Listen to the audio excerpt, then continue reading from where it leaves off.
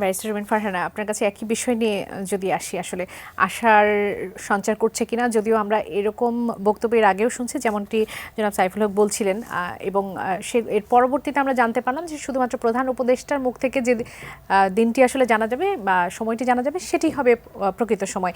তারপরও আমরা ব্যক্তিগত মতামতগুলো আসলে দেখতে পাচ্ছি, সেগুলোকে আপনি কিভাবে দেখছেন সেটি একটু শুরুতে একটু জানি। আপনাকে অসংখ্য ধন্যবাদ। আমরা কিন্তু এর আগেও আসিফ নজরুল স্যারকে বলতে শুনেছি নির্বাচন নিয়ে, আমাদের সেনাপ্রধান কথা বলেছেন নির্বাচন নিয়ে, এবং তার পরপরই কিন্তু চিফ অ্যাডভাইজারের office made it absolutely clear that it is the sole jurisdiction of the chief advisor's office to declare the election date. So আমরা অন্যান্য উপদেষ্টার কথা ডেফিনেটলি আমরা গুরুত্ব সহকারেই নেব, কিন্তু দিন শেষে এটা আমাদের মাথায় রাখতে হবে যে মূল তারিখটা বা সময়টা বা কবে নাগাদ হতে পারে এই ইঙ্গিতটা আমরা প্রধান উপদেষ্টার কাছ থেকেই পাবো। এবং উনি নিউ ইয়র্কে যেই ইন্টারভিউটা দিয়েছেন, খুব সম্ভবত ভয়েস অফ আমেরিকাকে দিয়েছিলেন ইন্টারভিউ, সেখানে উনি বেশ পরিষ্কারভাবে বলেছেন যে ওনার সময়সীমা আসলে কতটুকু হতে পারে, এবং সেখানে উনি বলেছেন যে 4 বছর হওয়া উচিত একটা নির্বাচিত সরকারের মেয়াদ, আমাদেরটা নিশ্চয়ই তার চেয়ে কিছু কম হবে। এখন কিছু কম মানে কতটা কম, বেশ কম, সেটাও বা কতটুকু, 1.5 বছর 2 বছর আমরা ঠিক জানি না। সো আমরা এখন যেই যা সময় বলি না কেন পুরোটাই স্পেকুলেশন। আর উপদেষ্টা মণ্ডলী সম্পর্কে প্রধান উপদেষ্টা একটা কথা বলেছেন যে ওনারা অনেকেই একটু ক্লান্ত হয়ে গেছেন কাজ করতে করতে, এবং তারা বলছেন যে আমাদেরকে ছেড়ে দিন, আমরা আর পারছি না। এরকম কথাও কিন্তু প্রধান উপদেষ্টা বলেছেন যে দ্রুত নির্বাচন অনেকেই দিয়ে দিতে চান, যে দ্রুত একটা নির্বাচন হয়ে যাক, আমরা আর বহন করতে পারছি না। এমনকি উনি এটাও বলেছেন যে এই টাকায় আসলে কাজ করাও খুব মুশকিল, যেই টাকা আমরা পাচ্ছি তাতে স্কুলের বেতন বা বাচ্চাদের পড়াশোনার খরচ চালানোটাই মুশকিল হয়ে যাচ্ছে। সো সেই দিক থেকে দেখলে চিফ অ্যাডভাইজারের যারা আছেন অ্যাডভাইজার কাউন্সিলে, তারা একভাবে বলতে পারেন, ভাবতে পারেন, কিন্তু মূল ভাবনাটা আসলে চিফ অ্যাডভাইজারের অফিস থেকেই আসবে, এবং এটা একেবারেই পরিষ্কার করে দেয়া আছে। এখন প্রশ্ন আসছে যে আসলে এই সরকারের মেয়াদ যৌক্তিকভাবে কতটুকু হওয়া উচিত।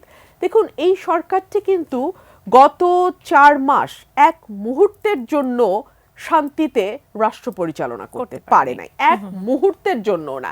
একদিন তো 24 ঘন্টা, 24 ঘন্টা মানে হচ্ছে অনেকগুলো মুহূর্ত, কয়েক শত হাজার মুহূর্ত।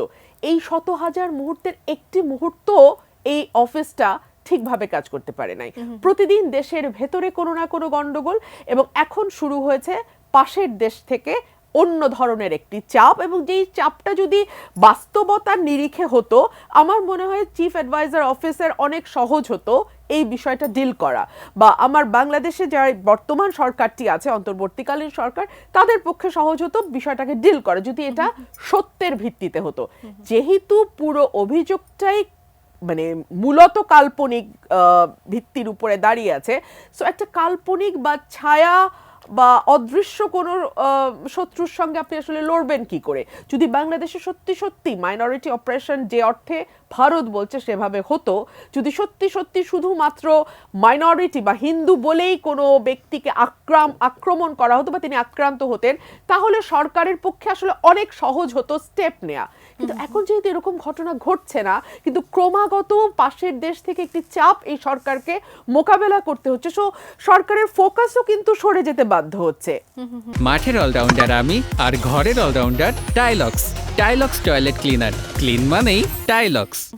ঠিক যেভাবে গত 4 মাসে প্রতিনিয়ত সরকারের ফোকাস বিভিন্ন দিকে গেছে, একইভাবে এখনো কিন্তু আমরা দেখতে পাচ্ছি যে পাশের দেশের একটি চাপ সরকারের ফোকাসকে সরাচ্ছে।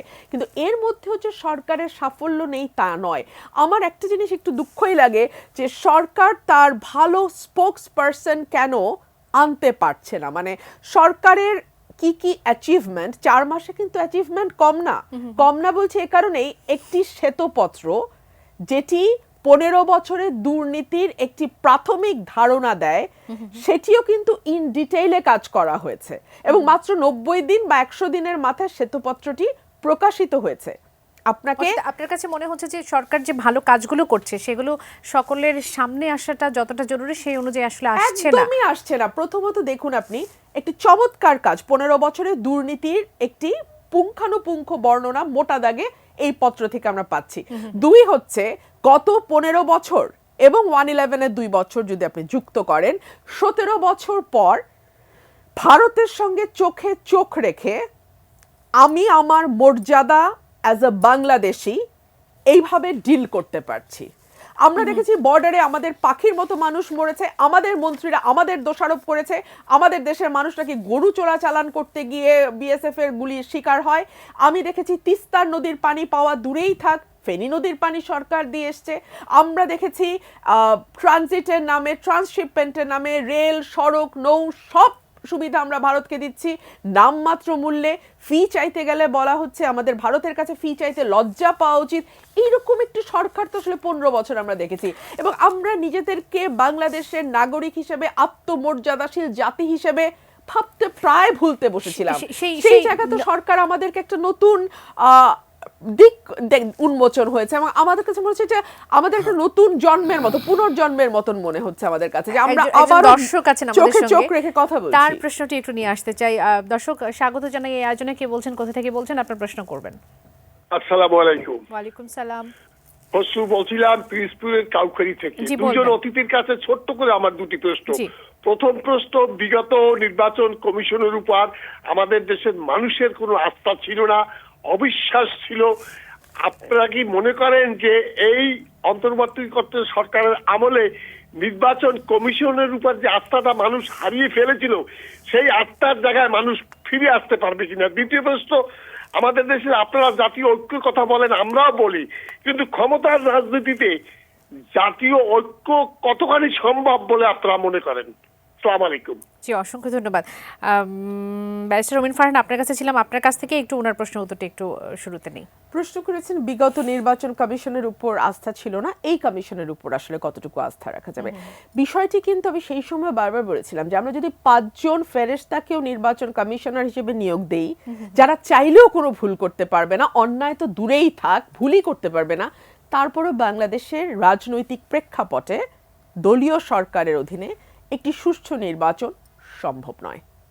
সো এই নির্বাচন কমিশন কতটুকু পারবে সেটা নির্ভর করবে, 1 সরকারের সদিচ্ছা কতটুকু, 2 রাজনৈতিক দলগুলোর সদিচ্ছা কতটুকু, 3 যারা স্টেক হোল্ডার, পুলিশ, প্রশাসন, ভোটার, তারা আসলে কতটুকু সুষ্ঠু নির্বাচন চায়, এবং দিন শেষে রাজনৈতিক দলগুলো তাদের কর্মী সমর্থকদের কতটুকু কন্ট্রোল করতে পারে।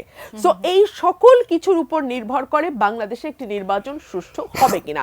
সেই সঙ্গে তো কালো টাকার ছড়াছড়ি, পেশি শক্তির বহর ইত্যাদি ইত্যাদির সঙ্গে আমাদের নির্বাচন ব্যবস্থা পরিচিত। সরকার ব্যবস্থা যদি আসে, তার আন্ডারে যদি আসলে নির্বাচন হয়, তাহলে সেটি একেবারে এই যে সংকটগুলোর কথা আপনি বলছিলেন, সেগুলো আসলে বন্ধ হয়ে যাবে, বা আমরা কি সুষ্ঠু নির্বাচন পাবো? না, বন্ধ হবে আমরা কখনো বলিনি। কোনো কিছু জিরো করে ফেলা কিন্তু অসম্ভব, কিন্তু যতটুকু সম্ভব কমিয়ে আনা। এই নির্বাচন আমরা 4টা 91, 96, 2001, 2008 এর নির্বাচনগুলো কিন্তু আমি সবসময় বলি মোটা দাগের সুষ্ঠু, কারণ এই নির্বাচনগুলো নিয়েও কোনো না কোনো পক্ষ ক্রমাগত প্রশ্ন তুলেছে। তো এই সামনের নির্বাচন নিয়েও প্রশ্ন তোলা হবে না তেমনটি নয়, কিন্তু সেই প্রশ্ন কতটুকু মানুষের কাছে, গণমানুষের কাছে গ্রহণযোগ্য হবে সেটা হচ্ছে বড় প্রশ্ন। আরো একটি সুষ্ঠু নির্বাচন আমরা আশা করি।